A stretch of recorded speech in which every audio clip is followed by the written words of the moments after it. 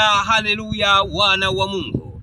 Leo tuko mtaa kwa Mbeya. Tumesikia uvumi ya kwamba mwanaume anapoguswa eti nyeti zake zinaondoka. Nataka nikwambia kwamba huo ni uvumi, na huo ni uvumi kutoka kuzimu. Watu wameona ya kwamba pini zao haziuziki, wameona ya kwamba laba bendi haziuziki. Kwa hiyo wameamua kuleta uvumi, wapige dili lao. Wameamua kuleta uvumi ili mradi baadhi ya watu wapate kuuza mafuta, baadhi ya watu wapate kuuza maji. Na kwambia ya kwamba Mungu anasema ya kwamba watu wangu wanaangamizwa kwa kukosa maarifa. Kwa hiyo Mtanzania, uwe na maarifa. Nyeti za mwanadamu haziondoki hivi hivi. Nyeti za mwanadamu ni lazima zikatwe ndipo zipate kuondoka. Ukiona ya kwamba nyeti zinaingia ndani na baadaye kutoka, uone ya kwamba hiyo ni baridi. Mtu ana baridi kwa sababu ya ngiri.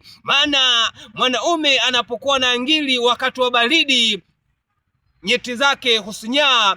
Baada ya kutoka ile baridi, nyeti zake huonekana tena. Na kwambia kwamba uwe na maarifa ya kimungu, uwe na maarifa, wala usiwe na hofu. Hili sio janga kabisa, ninakuondolea hofu, mtu wa Mungu. Uwe mwenye maarifa na kutenda kazi na Mungu.